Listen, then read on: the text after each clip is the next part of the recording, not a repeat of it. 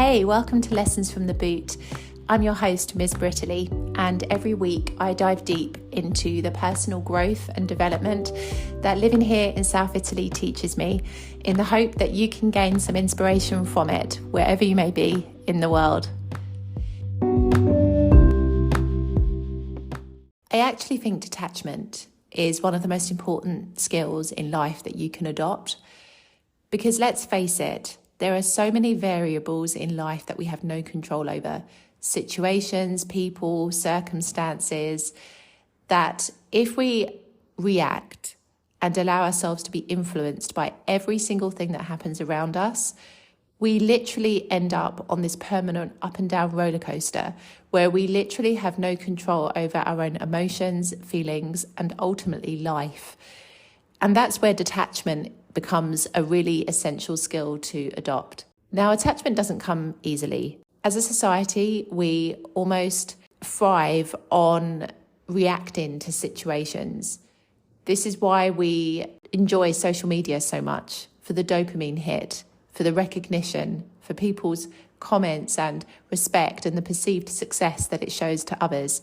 We allow situations like that to influence how we feel about our work, about the things that we're producing, about our content. It's not easy in society to practice detachment. It's not easy to not allow the words of others to impact you or the behaviour of other people to impact you, but it's entirely necessary. I liken it a lot to when you're in a toxic situation. And a toxic situation is one that on some days feels really good. You feel valued, you feel appreciated, you feel loved, you feel like you belong. And then on other days, it makes you feel completely rubbish. It depletes you of energy, makes you feel stressed. You feel like you are not appreciated. You feel like you don't belong. And that pattern repeats itself up and down, up and down. Some days are good, some days are bad. And you go along this journey, and it's a really damaging environment to be in when especially you are in a toxic situation, whether that be work-related, relationship-related, or just family-related even, because there are a lot of toxic situations that evolve in family situations. And I think when you are able to practice detachment, you regain control over your own emotions, you regain control over your own well-being, and you stop allowing yourself to be pulled onto this up and down ride that does absolutely nothing for you and only leaves you feeling completely worthless at the end of it. Sometimes it's not easy to remove ourselves from toxic situations, because in an ideal world, that would be what you would do. Sometimes, especially if it's a work environment, it's something that you have to put up with for the time being for whatever reason. So this is where the art of practicing detachment becomes so important.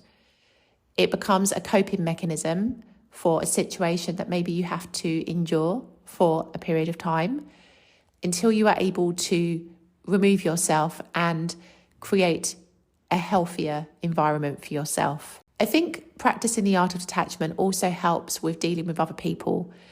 People are complicated in general.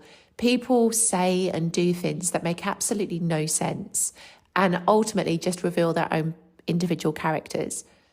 But essentially, people act from a place of their own insecurities and their own problems. And everything that a person says to you is as a result of what's going on in their own life. And I think sometimes we forget this. We take to heart the things that people say to us, particularly when they're not very complimentary or they just don't make any sense. And we allow ourselves to be bothered by the words of what other people have said. This especially is true in an online environment with online trolls who leave hurtful comments on people's posts or comments that just are really derogatory and make no sense whatsoever.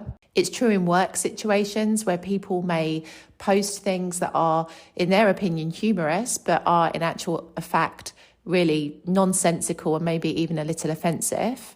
The thing is, whatever context people may say things in that don't really make much sense, if you don't practice detachment, you are constantly at the will of what other people have to say. You only feel good if people compliment you. You only progress with your work if people are telling you that you're doing a good job. You only feel included if people are friendly with you and joking along with you and not at you. And in those moments when people change, because we all change like the wind, we are a completely unpredictable species, we allow our mood to change as well. We no longer feel good about ourselves. We start to question our own abilities. We start to wonder if, we're really as good as we thought we were. This is what happens when you don't practice detachment. You get caught up in the words of other people, in the behavior and actions of other people, which firstly, you cannot control. It is a variable of life that you have no control over. However much you think you might be able to influence other people, the reality is you cannot control them. Maybe you can inspire people, maybe you can encourage people through your actions, but absolutely you cannot make somebody do something they don't want to do.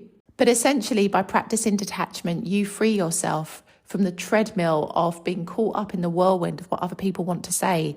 A lot of times when people say comments that don't make any sense, that are hurtful, especially online trolls, people who say things in a way to make themselves feel funny or humorous or popular at the expense of other people, they're not happy in their lives. Let's get this straight. How many happy people do you know that leave negative comments on other people's posts on social media, or who try to humiliate other people under the disguise of humour, or try to degrade another person to make themselves feel better or look better in a situation? How many happy people do you know that would behave in that way? And when you think of it like this, you realise why detachment is even more important.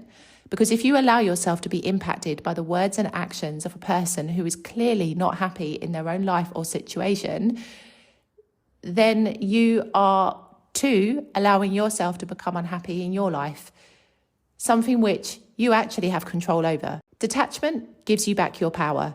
It gives you back your freedom. It gives you back the ability to have control over your life, your emotions, and your feelings. And I think it's probably one of the most important things to remember in any given situation in life. And it's certainly something that I am developing more this year, because I realise there are certain situations in my life which at this moment in time I tolerate, but it's not what I want to do forever. Yet if I don't practice detachment, I easily find myself being impacted and influenced by what goes on around me, which doesn't make me feel good and completely takes away from the things that I really want to be focusing on and the feelings that I want to be experiencing. And so detachment is like a coping mechanism. It's a way to be able to deal with the outside world when the outside world doesn't really look the way you wish it would. It's a way to deal with people who don't really make much sense. It's a way to deal with those people who want to hate on you or want to humiliate you just because they're not fulfilling their own dreams. This is a way to deal with all of those situations. Practice detachment. Because essentially, I always believe in karma. The energy you put out is always what will come and visit you again one day in the future. If not straight away, later on, it will pay you a visit. And I always believe that in order to not get sucked up into the negative vibes of another person or of a situation, detachment is what prevents you from becoming the same as those around you. Because you should never respond to a negative situation with more negativity. Essentially, it keeps you in that vicious circle and it ends up bringing more of the same back into your own life.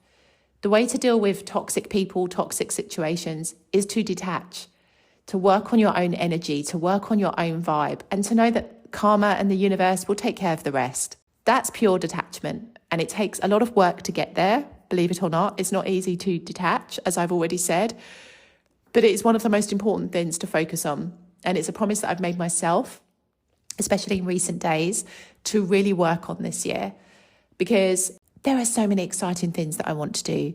Why should I let the hateful words of others, the strange actions and behaviours, people who don't appreciate you, affect that? Absolutely not.